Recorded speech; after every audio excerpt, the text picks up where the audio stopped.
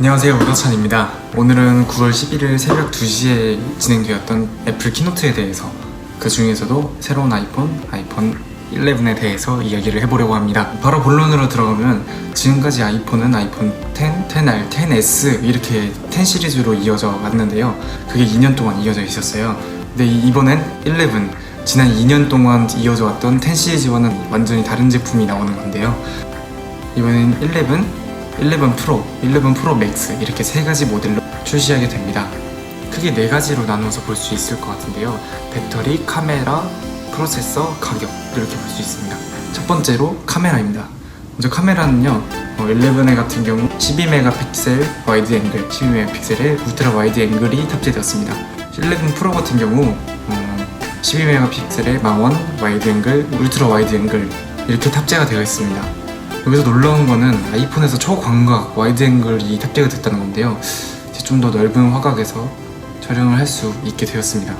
게다가 아이폰 카메라 같은 경우 저조도에서 굉장히 노이즈가 심하고 안 좋았잖아요. 이거를 개선하기 위해서 나이트 모드라는 기능이 추가가 됐습니다.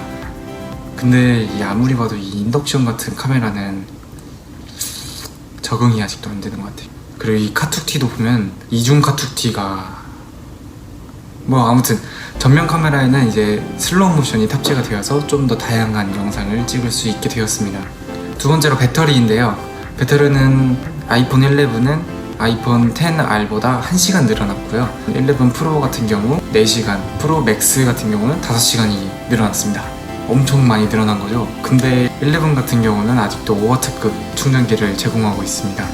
이 고집은 언제쯤 끝나는지 잘 모르겠는데 근데 엄청난 거는 11 프로부터는 18W급 고속 충전기가 탑재된다고 합니다. 근데 좋다고 해야 할지 잘 모르겠어요. 다른 기업은 45W급도 나오고 있는데. 다음 프로세서인데요. 프로세서는 11과 11 프로 모두 A30 바이오닉 칩이 탑재가 됐습니다. 프로와 차별을 두지 않은 것도 굉장히 신기했는데, 이 칩이 엄청난 성능 향상을 가져왔다고 해요. 그리고 전력 소모도 굉장히 많이 줄여서 배터리나 이제 성능 향상에 엄청난 영향을 미칠 것 같습니다. 게다가 동영상 편집 기능이 이제 조금 사진 편집하는 거랑 비슷하게 굉장히 간단하게 바뀌었다고 해서 이와 좋은 시너지를 가져올 것 같고요.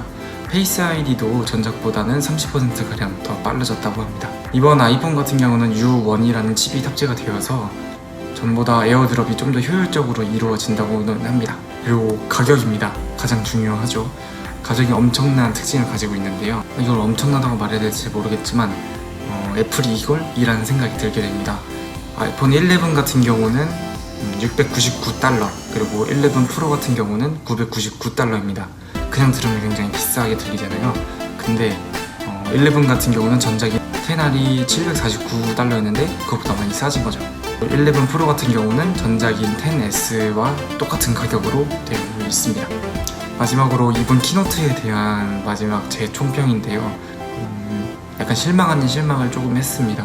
혁신을 외치고 계속 새로운 거를 만들어내고 사람들을 놀랍게 해왔던 애플인데, 이번에는 조금 진보된 것보다는 후발주자가 된 기능들이 굉장히 많았습니다. 앞서 와이드 앵글이나 나이트 모드, 배터리 타임 같은 경우, 게다가 고속 충전기 같은 부분에서도 다른 안드로이드 폰에서는 그냥 당연시 여기는 기능들이 많았고, 심지어 무선 충전 공유 기능도 탑재된다는 썰이 있었는데 그것도 이제 탑재되지 않았어요.